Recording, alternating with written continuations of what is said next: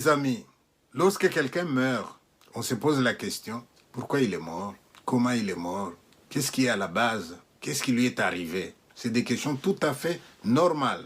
Willy Ngoma est décédé et nous nous posons les mêmes questions. Deux hypothèses ont été émises. Il a été tué par des drones, il a été tué par des Rwandais. Pourquoi est-ce qu'on s'oriente vers les drones? Mais parce qu'on nous l'a dit et qu'il y a eu des attaques à Roubaïa. Mais en même temps, on se pose quand même la question, des drones d'une précision chirurgicale qui vont juste frapper le chef. Et cela peut susciter un doute chez certains. Alors là, la deuxième hypothèse, et au cas où il aurait été tué par des Rwandais. Ceux qui tiennent à cette deuxième thèse se basent sur l'histoire.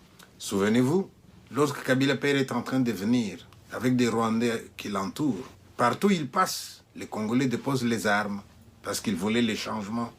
Ils ne voulaient pas se battre. Mais nous allons quand même un jour entendre que dans un accrochage, un militaire est tombé, et encore lequel, Ngandu Kisase, qui était parmi ceux qui auraient pu devenir même président du pays aussi. Comme par miracle, un accrochage et c'est lui qui a été abattu. La même chose avec Mamadou Ndala. Donc on nous a tellement habitués à voir des gens importants qui meurent comme ça, mystérieusement. On a tellement été abusés que les gens finissent par se méfier des explications qu'on donne. De toutes les façons, par drone ou par les Rwandais, Willy Ngoma est décédé. On se pose la question de Makenga. Est-ce qu'il est blessé? Est-ce qu'il est dans un hôpital? Qu'est-ce qui lui est arrivé? Nous le saurons, parce que la vérité finit par éclater. Quelle attitude adopter? Allez sur les réseaux sociaux. Vous allez voir des gens qui dansent, mais vous en avez qui pleurent aussi. Ceux qui pleurent, observez-les très bien. Pourquoi ils pleurent? Parce qu'ils aimaient vraiment Willy ou parce qu'ils soutenaient sa cause. Ceux qui se réjouissent, des patriotes qui aiment tellement le Congo et qui se disent bien fait pour lui. Vous avez des gens qui vous disent, lorsque des Congolais acceptent de coaliser avec l'ennemi, qu'ils prennent les armes et qu'ils vont dans l'est du Congo, depuis qu'ils ont commencé, il y a eu beaucoup de morts. Et à leur tour de mourir aussi. Ils n'ont que ce qu'ils cherchaient.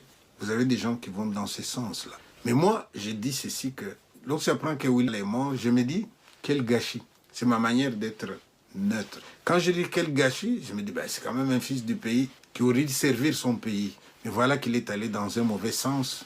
Et qu'est-ce qui vient de lui arriver? Mais puisque nous avons beaucoup de penseurs qui regardent nos vidéos, et si on allait un peu en philosophie pour nous poser la question du destin, chacun d'entre nous, a-t-il son jour, oui ou non? Si chacun a son jour, c'est que le jour de Willy Ngoma était arrivé. N'empêche, même si chacun a son jour, est-ce qu'on n'aurait pas souhaité que le jour et les conditions soient des conditions meilleures?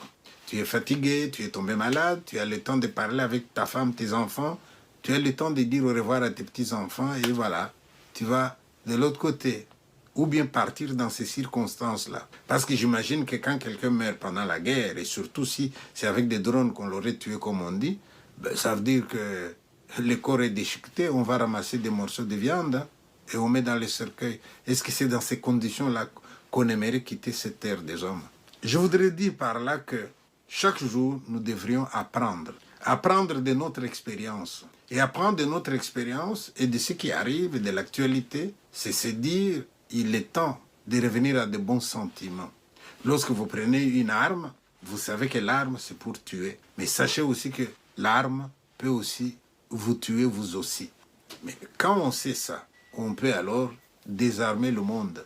Nous devrions œuvrer pour la paix. Regardez un peu ce qui se passe dans le reste du monde. Vous avez des gens qui se disent des grandes puissances. Et leur puissance est bâtie sur les génocides, par exemple les Américains, les génocides des Indiens. Leur puissance se base sur l'exploitation du monde. Toutes nos richesses, ils vont dans les pays dits développés. Mais ils vont se dire, nous, on est du côté du bien. Les autres sont du côté du mal. Et on s'érige en juge, on se renforce, on fait une course aux armements, mais on interdit aux autres d'avoir les mêmes armes. Là, moi, ça me dérange quand même un peu. Vous êtes capable de faire la bombe atomique, vous êtes capable de fabriquer des missiles, mais les autres pays n'ont pas le droit. Comme ça, vous les dominez tout le temps. On a tué les chefs spirituels en Iran, et il n'est pas parti tout seul. Il y a des victimes innocentes qui sont parties aussi, et qui partiront encore parce que ce n'est pas encore fini. Ça, c'est notre vie sur cette terre. Mais si tous nous pouvions nous dire que tout ça est éphémère, qu'un jour viendra où nous allons tout laisser, eh bien, de temps en temps, préparons-nous aussi à cette autre vie-là. Et si on doit se préparer à l'autre vie, ça sera dans l'amour des uns avec les autres, ça sera dans le partage des richesses de la terre, ça sera dans le refus d'accumuler. Regardez les gens qui accumulent, hein. Eux, ils vont se pavaner, et ils sont riches, quoi. Alors, ma pensée aujourd'hui va à tous ceux qui souffrent, quel que soit leur camp. Et je voudrais dire à ceux d'entre nous qui sur les nets font de la propagande et cherchent à influencer les gens, ceux-là qui souffrent de la mort d'Endala, c'est perceptible dans leurs commentaires. Je voudrais leur dire, ressaisissez-vous vous aussi, hein. Ressaisissez-vous vous aussi. Allez du bon côté de l'histoire. Voilà, je vous remercie.